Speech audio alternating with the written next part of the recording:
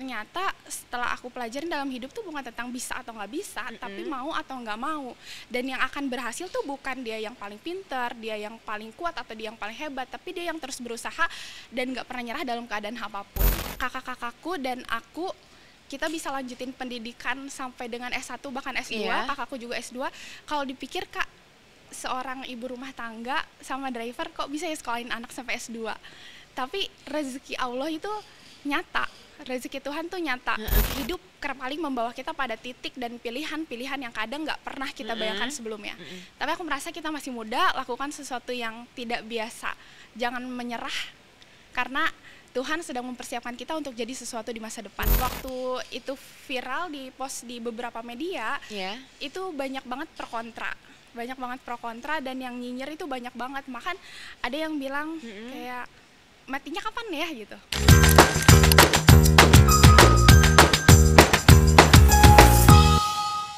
Halo Sobat Medcom, jumpa lagi di Nggak Pakai Ordal. Kali ini kalau kemarin kita ngomongin yang soal hampir kemepet jurang ya. Nah kalau sekarang ini kita lebih fresh lagi karena memang narasumber yang kita hadirkan sekarang ini adalah perempuan. Tepuk tangan dulu untuk Sarah. Halo, terima kasih sudah datang. Terima kasih juga. Jadi Sarah ini guys umur 24 tahun, kayaknya seumuran kalian yang nonton ya.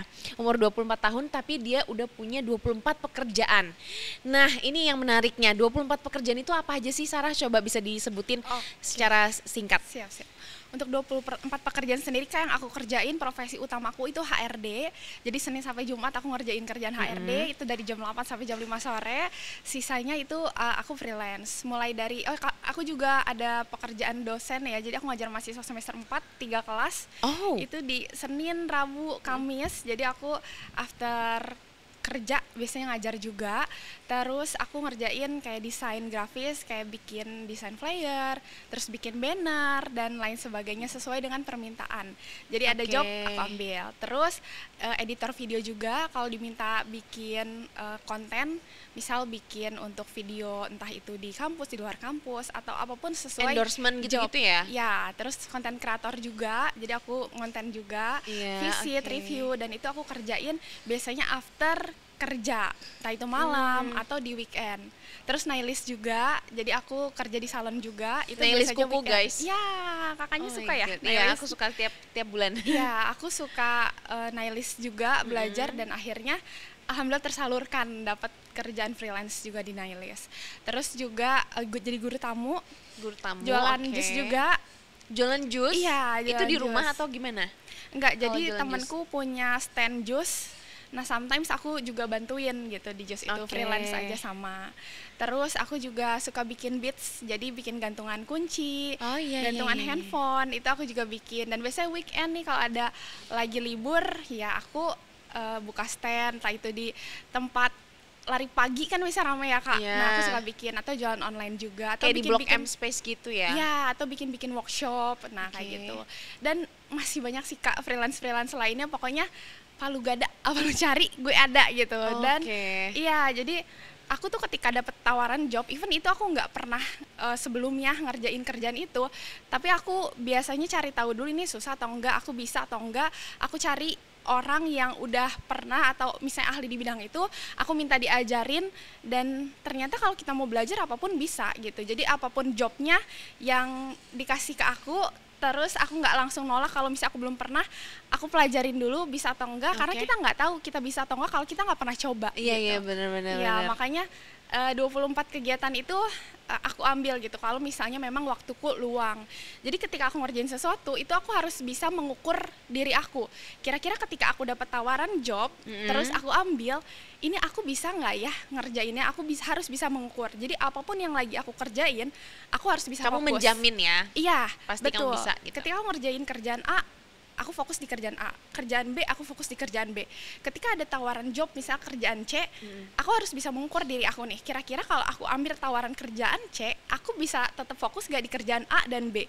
Kalau masih bisa aku ambil, tapi kalau kayaknya nggak memungkinkan deh, kalau misalnya bikin aku nggak fokus di kerjaan A, ya udah nggak usah aku ambil. Contohnya pekerjaan yang kamu pernah tolak apa tuh? Misalnya MUA, aku juga MUA juga sama Kak. Jadi aku suka make up juga. Awal konten tuh sebenarnya aku konten make up. gitu. Jadi aku suka ambil job make up juga. Cuma kan make up itu biasanya subuh ya Kak. Oh iya benar. Nah itu, terus aku pun berangkatnya kerja harus pagi jam 7. Jadi khawatir Susah ya? khawatir nanti nggak maksimal, atau waktunya juga kan biasa make up itu panjang dari subuh sampai ke pagi, takutnya malah mengganggu pekerjaan utama aku. Jadi sekarang aku udah nggak make up lagi gitu. Oke, jarang-jarang lah ya kamu ambil Iya, gitu ya. Jadi memang betul. fokus dulu ke HRD dan gurunya sambil diisi selingi jadi konten creator. Iya betul. Jadi sebenarnya dari Sarah ini kita belajar you never know unless you've try ya. Oke, nah selama ini mengatur jadwal jam kerja, waktu istirahat, kemudian me time itu gimana? Oke, untuk ngatur waktu aku sendiri itu aku selalu punya to-do list yang pastinya aku update tiap hari. Biasanya awalnya sih aku suka tulis di catatan ya Kak, di catatan. Sama kayak aku to-do list gitu kan, hari ini mau ngapa-ngapain biar nggak lupa ya. Iya, nah cuma karena sekarang fokusnya masih lebih sering megang gadget, jadi aku catatnya di memo HP. Jadi kerjaan HRD, to-do listnya apa aja, terus kerjaan misalnya ngajar, aku harus persiapin apa aja, atau misalnya di salon aku ada tugas apa aja nih, misalnya aku di salon juga digital marketingnya juga Kak. Jadi ya digital marketing juga. Nah di salon tuh aku ada tugas bikin apa, misalnya bikin campaign atau hubungin KOL dan lain sebagainya. Jadi itu aku handle sendiri juga. Oke, itu salon di Bogor atau iya, di salonnya teman aku.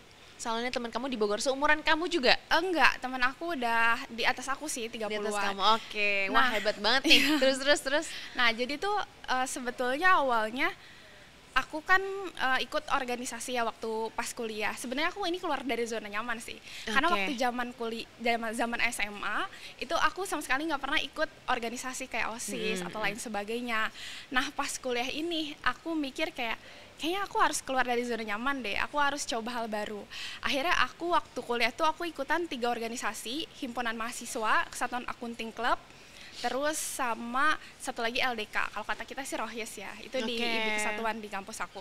Nah terus udah gitu aku juga waktu semester 1 kuliah itu aku ditawarin buat magang Kak, ditawarin buat magang di kampus, tapi aku nggak langsung ngeiyain karena aku ngerasa aku harus bisa nggak nih aku 3 organisasi ngatur waktunya, takutnya malah magang yang kepegang atau salah satunya nggak kepegang. Iya, terus aku juga di kuliah tuh aku beasiswa, jadi otomatis aku harus fokus belajar juga kan. Nah setelah di semester 1 itu ternyata aku udah bisa mulai memanajemen waktu belajar, dan akhirnya di semester 2 aku dapat tawaran lagi buat magang, tapi aku ambil. Akhirnya di waktu kuliah itu umurku berarti sekitar 19 tahun, itu aku sambil ikut 3 organisasi, kerja magang itu, jadi magangnya full time ya Kak, sama fokus di pendidikan juga karena aku harus pertahanin IPK karena ada syarat minimal jadi IPK. Emang kamu udah terbiasa dari kuliah berarti ya? Dari situ aku belajar untuk memanajemen waktu, terus bangun relasi. Di Himpunan Mahasiswa itu kan aku ikut banyak kegiatan ya Kak, bikin event kayak nah kalau aku jadi divisi sponsorship itu aku belajar buat bikin proposal, terus aku ke perusahaan terus kalau aku lagi divisi PDD berarti aku belajar desain, aku bikin video. Nah ternyata nge-explore banyak hal itu seru, dan kalau kita mau belajar tuh bisa.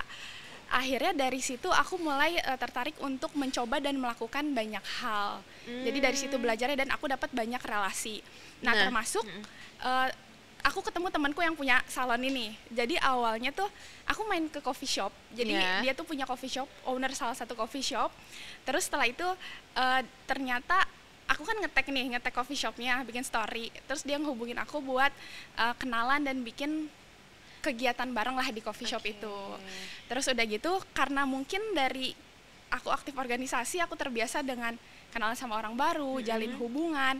Makanya aku akhirnya menjalin hubungan baik dengan teman aku yang jadi owner kafenya itu. Perempuan jadi namanya. Dari situ kamu bisa menemukan teman baru, jadi link, dan ternyata bisa kok jadi diajak kerjasama gitu ya. Namanya Kanisa, dia ngajarin aku banyak hal banget, terutama tentang bisnis. Dan suatu waktu dia tuh bilang ke aku, dia kan punya coffee shop kan, terus dia bilang, Sar, aku ada salon nih, kamu mau nggak bantuin bikin konten? Dia cuma bilang kayak gitu. Oke kak, boleh, kataku gitu kan. Aku mengiyakan karena menurutku kayaknya bisa nih waktunya gitu. Terus ternyata setelah aku dia baru bilang, tapi Sar, salonnya belum ada, tolong bikinin konsepnya. Oh my god. Oh my god, akhirnya aku disuruh bikin konsep salon. Ya karena mungkin aku udah terbiasa di organisasi dulu, akhirnya aku coba bikin proposal bisnis. Ya, aku bikin proposal bisnis, bikin konsep mulai dari nama salonnya, seperti apa, desain interiornya seperti apa, nama, logo dan lain sebagainya aku buat sendiri. Itu ada beberapa pilihan.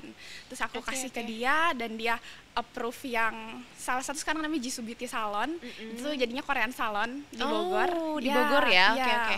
Terus karena aku pengalaman di HRD, akhirnya aku bantuin dia buat untuk rekrutmen karyawan. Wow, hebat nih Sarah. Jadi punya semua passionnya semua ada ya, di bidang marketing ada, di bidang konten creator ada, terus di bidang HRD ada, manajemennya juga ada. Wow, hebat.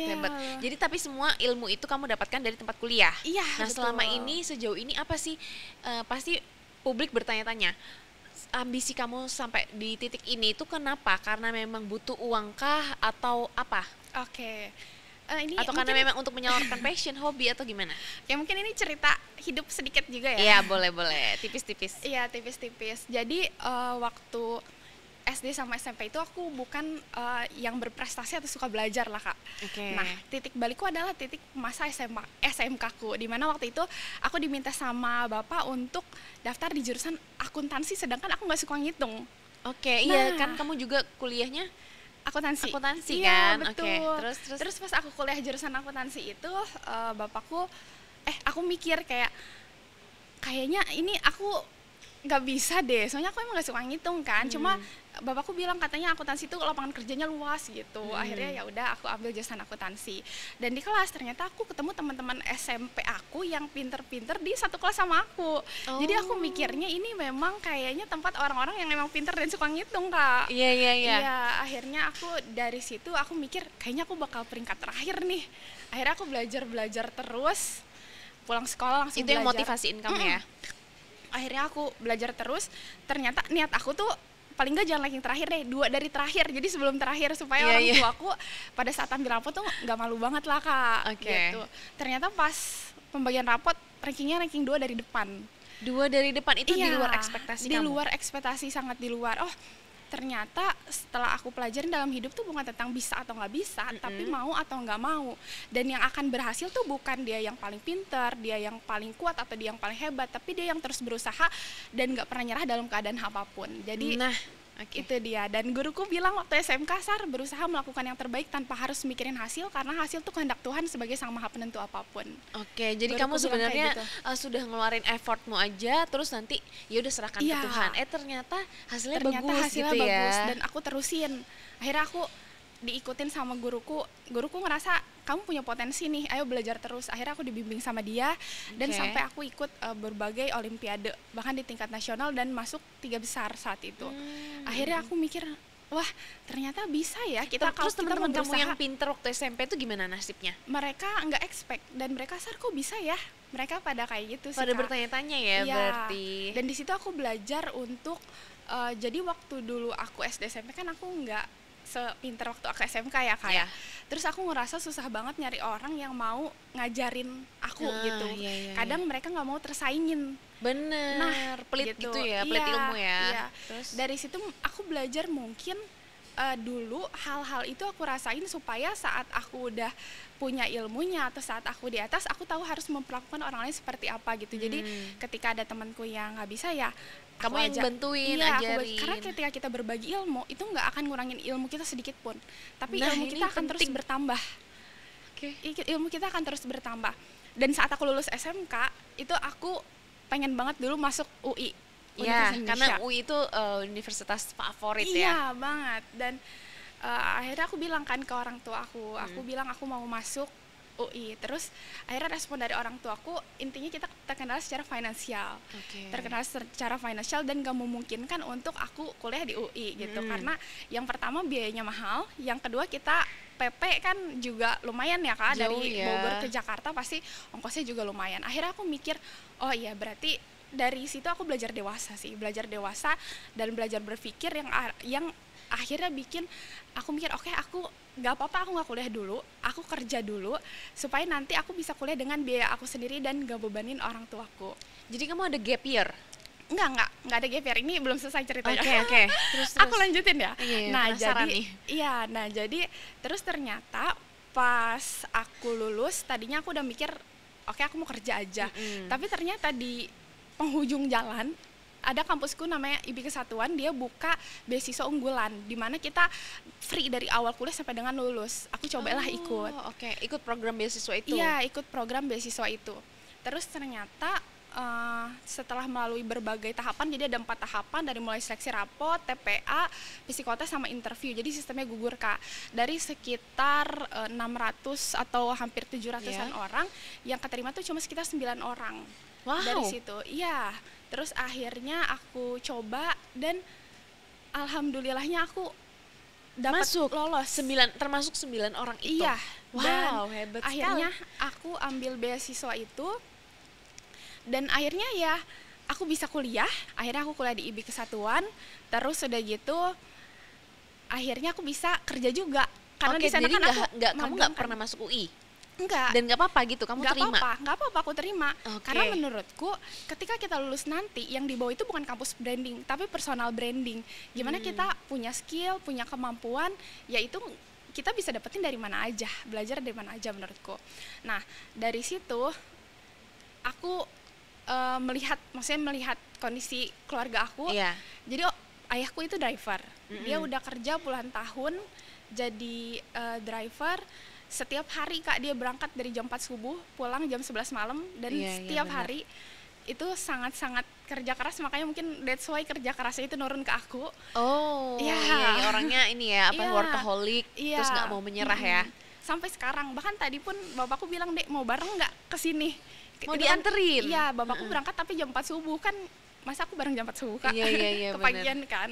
Jadi aku berangkat tadi jam 5. Nah terus orang tuaku, ibuku itu dia nggak kerja jadi ibu rumah tangga, tapi ibu aku tuh ngajar warga sekitar, ngajar ngaji gitu Kak. Wah, ngajar jadi ngaji. Memang turunan keluarganya ini suka melayani ya, jadi guru, jadi driver. Oke. Nah, jadi ibu aku itu ngajar ngaji tapi suka rela ya Kak. Jadi maksudnya suka rela tuh nggak dibayar sama sekali, jadi nggak mungut bayaran gitu. Dan bahkan kalau misalnya yang ngaji itu anak yatim, sama ibu tuh jadi dia didanain untuk biaya pendidikan dari SD sampai SMA. Dan biayanya itu ibu aku keliling sama saudara-saudara buat nyari donatur, buat bantu warga sekitar yang dia yatim dan butuh buat lanjutin pendidikan. Dan itu benar-benar ibu aku nggak ada penghasilan dari situ sama sekali Kak. Nah pure dia lakuin itu dari hati. Nah makanya aku ngerasa yang aku kayak kakak-kakakku, kamu melihat itu akhirnya nurun ke kamu ya.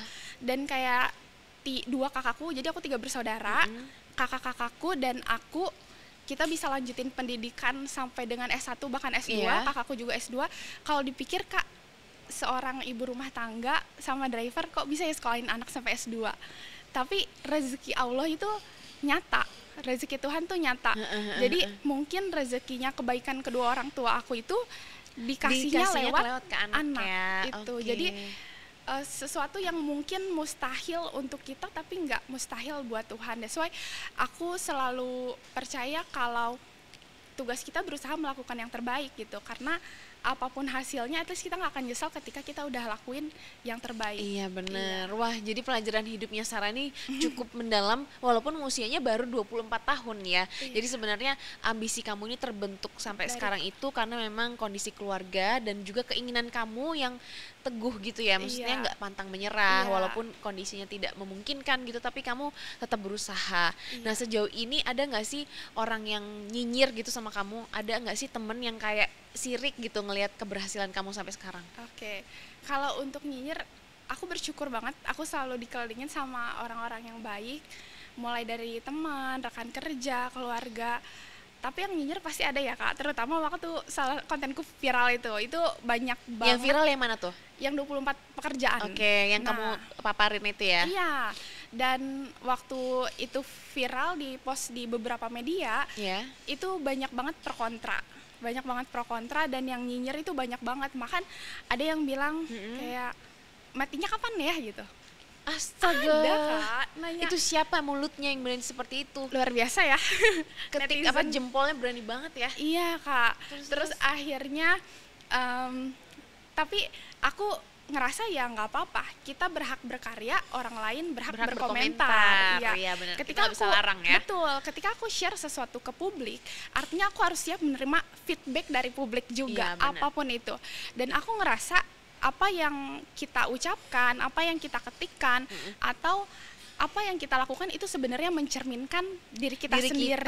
Iya, benar. Iya, jadi orang lain mau bilang seperti apa, berkata seperti apa, ngetik seperti apa, ya itu diri mereka, dan mereka melihat aku dari sudut pandang mereka. Karena aku percaya kalau setiap orang itu terbentuk karena perjalanan dan proses yang beda-beda gitu. Jadi aku nggak bisa nyalahin. Benar, mereka perjalanan punya hidupnya beda-beda ya. Jadi kita bukan sedang balapan atau sedang berlomba, tapi ini sedang survive, how to survive kan. Betul. Oke, betul sejauh sekali. ini kamu membangun relasi networking, ada nggak sih orang dalamnya? Oke, nggak ada sih, nggak ada sama sekali. Sama sekali nggak ada ya? Iya. Jadi memang kamu pure bangun bisnis, karir Semua, kamu, prestasi itu semua pure karena dari orang tua dan Allah gitu ya? Iya, betul. Karena ya berani aja, berani coba hal baru, terus berani bangun relasi. Aku nggak pernah takut untuk gagal karena masih muda. Iya, jadi bener. abisin jatah gagalnya sekarang gitu. Jadi kayak hidup kerap kali membawa kita pada titik dan pilihan-pilihan yang kadang nggak pernah kita bayangkan sebelumnya. Tapi aku merasa kita masih muda, lakukan sesuatu yang tidak biasa. Jangan menyerah, karena Tuhan sedang mempersiapkan kita untuk jadi sesuatu di masa depan. Wow, hebat. Nah, sejauh ini nih, sampai kamu bisa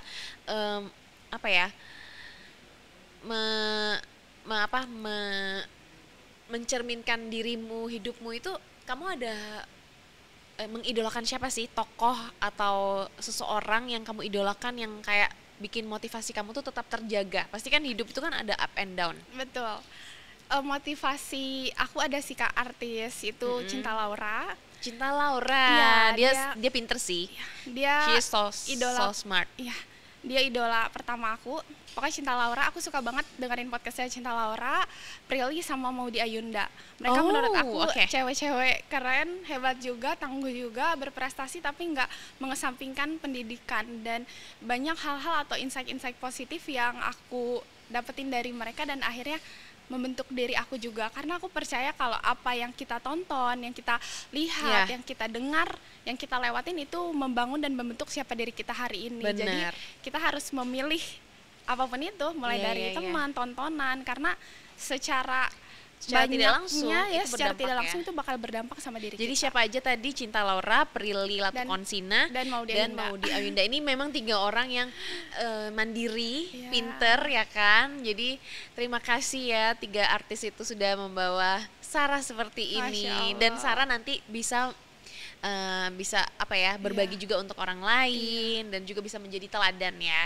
Nah, sejauh ini kamu punya nggak pesan-pesan untuk anak-anak muda yang seumuran kamu, Gen Z ya jatuhnya? Itu apa sih di saat kayak gini kan kadang Gen Z itu orangnya cuek ya kan, kayak bahkan mereka bisa loh nggak kerja gitu atau nggak punya target hidup, tujuan hidup. Ada nggak sih kamu motivasi gitu untuk mereka supaya ayo bangun dari kasur, bangun dari kamar, kamu keluar dari kamar nih, ayo kita kerja yuk, bikin sesuatu gitu? Oke, jadi yang kita lihat fenomena sekarang tuh apalagi pengangguran banyak banget ya Kak. Susah gitu nyari kerja. Tapi sebenarnya perusahaan juga susah loh nyari karyawan. Karena apa? Karena skill yang kita punya itu nggak sesuai dengan apa yang dibutuhkan oleh perusahaan. Dan ini karena Sarah bisa ngomong ini karena kamu bekerja di HRD ya? Betul. Betul banget. Jadi kalau misalnya kita tuh bayangin kita bersaing bukan cuma sama lulusan SD, lulusan SMP, SMA, tapi bahkan S1, S2 pun mungkin masih ada aja kayak yang menganggur. Jadi bayangin kalau kita punya mimpi, tapi yang punya mimpi itu bukan kita doang, tapi banyak orang lain di luar sana yang punya mimpi, tapi mereka berusaha untuk mewujudkan mimpinya. Terus masa kita mau tertinggal dengan gimana kalau mimpi yang kita mau diambil sama orang yang lebih kerja keras dari kita gitu. Dan aku percaya kalau hidup ini proses, hidup ini belajar.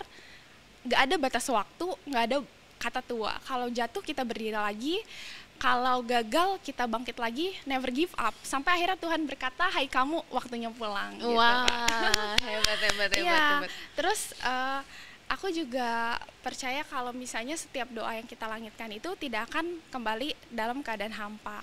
Dan ini sih Kak, satu hal yang aku pelajarin dari buku Super Muslim karya Imam Munadi, itu benar-benar ngerubah mindset hidup aku sampai akhirnya aku bisa setenang dan melakukan segalanya dengan berusaha melakukan yang terbaik. Jadi ada suatu cerita Kak. Jadi nggak stres gitu ya, nggak tertekan. Iya. Ya kan? Jadi ini aku selalu tanemin sih, maksudnya aku selalu ingat-ingat hal ini terus. Yeah. Aku boleh cerita ini agak panjang dikit. Iya, boleh. Oke. Jadi di buku itu diceritain kalau misalnya ada seorang ayah yang dia punya satu ekor kuda dan satu orang anak. Nah suatu hari si satu ekor kudanya ini itu hilang. Dan dia ngeluh, terus dia sedih, dia minta bantuin cari warga dan gak ketemu Kak kudanya. Tapi suatu hari, beberapa hari kemudian kudanya datang bawa 2 kuda lainnya. Ternyata kudanya ini hilang ke hutan liar dan bawa 2 teman kudanya. Oke. Datang gitu. Akhirnya dia punya 3 ekor kuda dong. Yang tadinya dia sedih, dia ngerasa satu-satunya kuda yang dia milikin hilang. Akhirnya dia punya 3 kuda. Nah suatu sore anaknya ini naik salah satu kuda itu dan terjatuh. Dan ternyata saat terjatuh harus kehilangan jempol kakinya. Oke. Terus akhirnya ayah sedih dong, ayah sedih, marah sama kudanya, marah sama situasinya. Yeah. Anak satu-satunya harus kehilangan jempol kakinya. Nah suatu waktu di negara itu terjadi perang dan setiap rumah itu harus mengirimkan 1 orang anak laki-lakinya. Akhirnya ayah ini harus ngirimin 1 anak laki-lakinya satu-satunya kan. Nah terus akhirnya dikirimin lah ke medan perang. Ternyata dikasih tahu kalau di perang itu semuanya meninggal karena kena bom. Akhirnya dia sedih dong. Ayahnya sedih, dia kehilangan anak laki-lakinya satu-satunya. Tapi ternyata anak laki-lakinya ini kabur ke hutan. Setelah kabur ke hutan, ternyata dia diburu suku primitif dan mau dijadiin sesaji untuk dewa lah. Nah terus tapi anak ini digembulin dulu Kak, dikasih makan.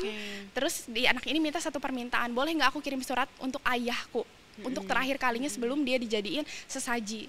Akhirnya ngirim ke ayahnya, terus ayahnya baca suratnya.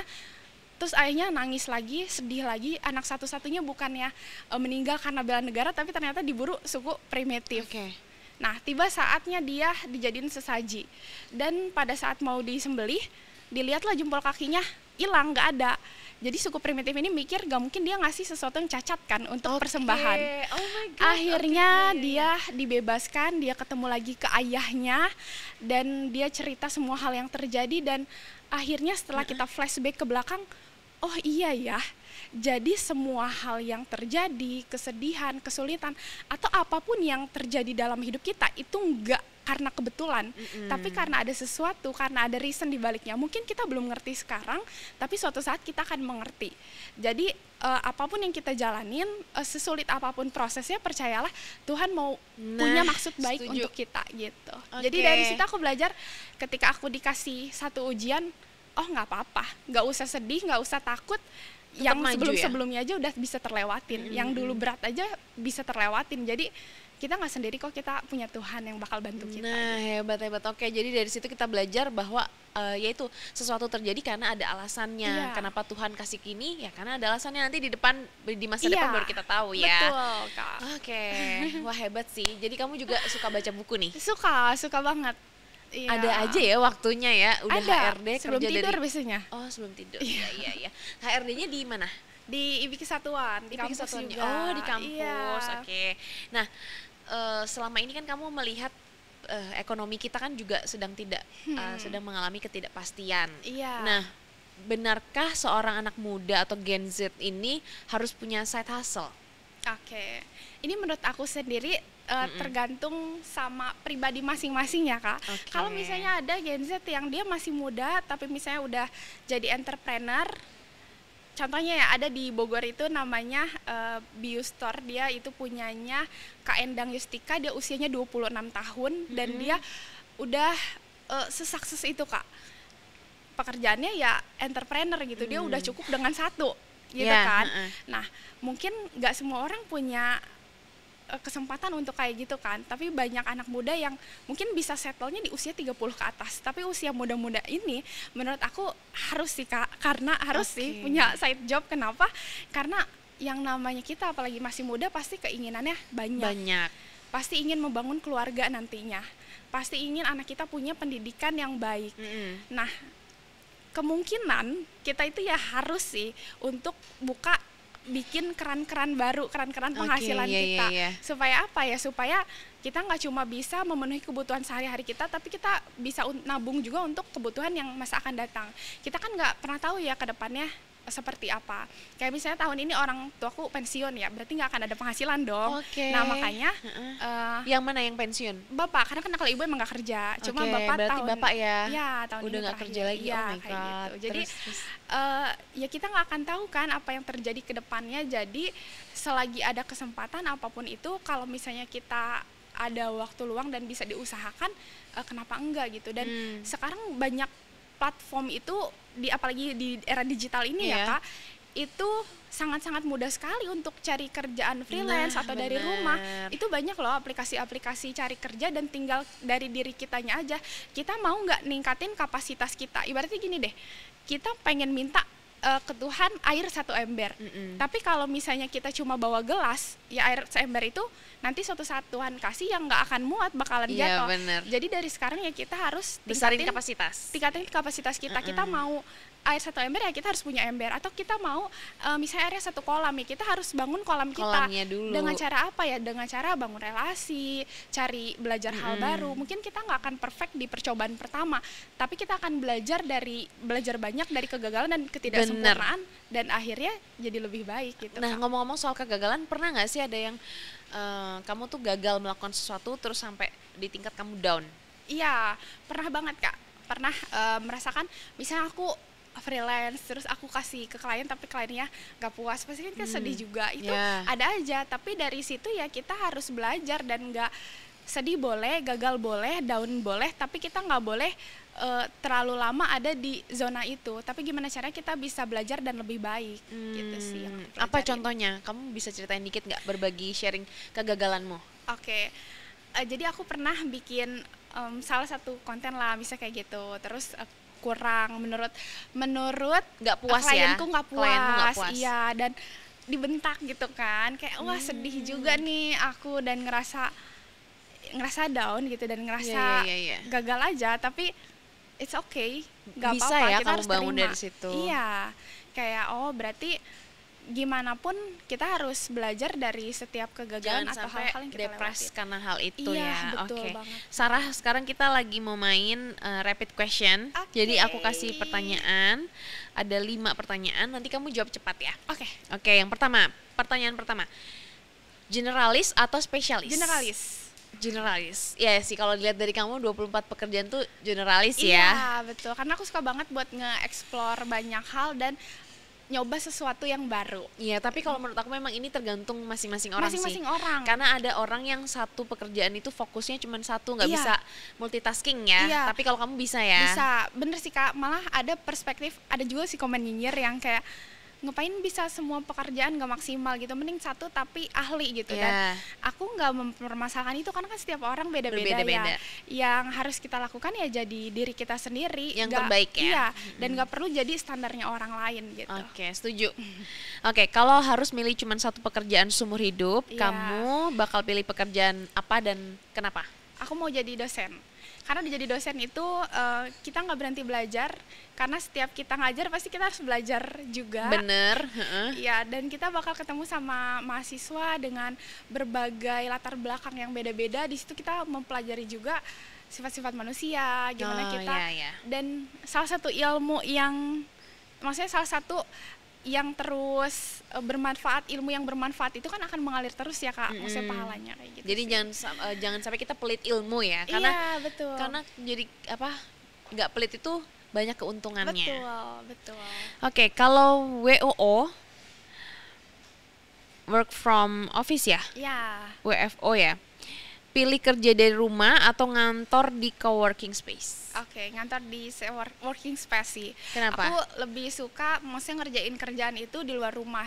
Di rumah itu menurut aku sebenarnya tempatnya buat istirahat, buat me time sama keluarga. Jadi sebetulnya kalau aku bisa maksimalin aku kerja di luar, ya aku bakal selesaiin kerjaan aku pada saat aku di kantor atau di luar gitu. Jadi di rumah aku pengennya sih bisa Udah selesai istirahat gitu ya. Oke. Tapi kalaupun nggak memungkinkan, bisa belum selesai dan harus dilanjut di rumah, ya nggak masalah. Karena gimana pun aku harus belajar juga ketika nanti aku punya keluarga, bangun keluarga, ya aku harus punya waktu untuk nanti suamiku, anakku. Nah jadi ya harus belajar dari sekarang gitu. Ternyata kamu pikirannya juga ke depan banget ya. Nah kalau dikasih kekuatan super, kamu bisa cloning diri supaya bisa ambil makin banyak kerjaan atau bisa berhentiin waktu, pilih mana? Bisa ngambil banyak pekerjaan. Tetep ya. Kalau bisa lebih dari 24 nih. Bisa ya. Nanti umur 25 kalau bisa nambah 1 skill ya, Kak. Oke. Kita tunggu ya nanti tanggal umur 25 kasih tahu. Iya, oke. Udah nambah belum skillnya? Iya, semoga. Oke. Nah, satu kata yang menggambarkan hidup kamu sekarang. Bersyukur. Dari semua perjalanan, rasa sakit, luka, dan hal-hal yang aku laluin bikin aku selalu bersyukur gitu buat apapun yang Tuhan kasih, sekecil apapun, ketika kita bersyukur kita akan merasa cukup gitu. Dan yang bikin aku bersyukurnya dengan kehidupan keluargaku yang sederhana, tapi kita selalu cukup, Allah selalu kasih kita cukup gitu, dan nggak kekurangan apapun. Dan jadi, apa yang kalian mau tuh sebenarnya selalu disediakan gitu ya. Iya. Tapi walaupun memang tidak tepat waktunya, misalnya Jalannya, aku mau sekarang, ternyata nggak sekarang. iya, itu tuh jalannya ada aja. Terus ada satu momen aku mau cerita, Iya, boleh. jadi boleh ya. Jadi ya dari bersyukur itu sih aku belajar. Jadi ada satu momen di mana saat kakakku udah lulus kuliah, kan dia kerja. Terus dia tuh nabung karena cita-cita. Jadi aku di rumah tuh punya foto Mekah besar gitu, Kak. Jadi kayak orang tua aku pengen banget umroh gitu, pengen banget ke Mekah. Terus si kakakku setelah lulus tuh dia nabung pengen banget bisa umrohin orang tua aku. Dan suatu waktu uangnya tuh terkumpul dan dia bisa umrohin satu orang doang, antara ibu atau bapak kan. Akhirnya yang umroh itu ibuku. Dan tapi ini sebelum umroh ya, Kak. Jadi ibuku tuh kan bilang sama bapak, masih cerita lah sama bapak. Terus bapak bilang, "Bapak bisa nggak ya umroh juga?" Terus kata ibuku, ya gimana, uang dari mana gitu kan, karena emang cuma buat satu orang gitu kan. Nah terus ibuku sedih kan jadinya, kayak bapakku pengen umroh selama ini bapak yang, tapi ketika ibuku bilang bapak aja gitu, tapi bapakku nggak mau, pengennya ibu aja gitu kan. Terus ibuku tuh sedih dan setiap malam dia berdoa dan nangis. Dia bilang berdoa sama Tuhan semoga dia pengen banget bisa umroh sama bapak. Terus udah gitu selama ini bapak yang kerja keras, berangkat subuh pulang malam, anaknya masih tidur udah berangkat, bapak pulang anaknya udah tidur. Iya, dan setiap hari kayak gitu. Nah akhirnya berdoa terus satu momen ketika bapakku izin dari jauh-jauh hari, bilang ke bosnya mau antar ibuku umroh di tanggal nanti dia berangkat gitu, mau nganterin. Terus kata bosnya gini, "Kamu nggak ikut umroh?" kata bosnya. "Enggak lah Pak, uang dari mana?" gitu. Terus udah ikut aja, saya yang bayarin. Oh my god, itu luar biasa kan, Kak? Iya. Aduh aku kayak mau nangis deh. Iya, terus udah gitu bosnya pun bukan muslim gitu. Tapi memang berkat itu dari mana saja ya. Betul. Makanya kayak sesuatu yang nggak kita sangka-sangka dan nggak kita duga-duga kan. Iya benar-benar, emang itu udah jalannya Tuhan. Hebat sih ini, tepuk tangan. Ya wah, sangat menginspirasi ya. Jadi kisahnya dari Sarah, baik itu terjadi. kisah pribadinya, prestasi karir, sampai kisah keluarganya dan orang tuanya. Dan semoga kata-kata yang tadi kamu kasih, quotes itu bisa mengubah hidup kalian yang nonton dan terinspirasi dari ceritanya Sarah. Kalau Sarah bisa, kenapa kalian nggak bisa gitu ya? Karena semua orang pasti bisa asal mau aja. Iya, betul. Sip. Terima kasih Sarah sudah Sama-sama bermain ke Medcom dan sharing semua hal-hal berharga di hidup kamu. Terima kasih banyak. Terima kasih banget. Aku Sobat juga. Medcom, terima kasih sudah menonton. Sampai jumpa di episode selanjutnya. Bye-bye. See you.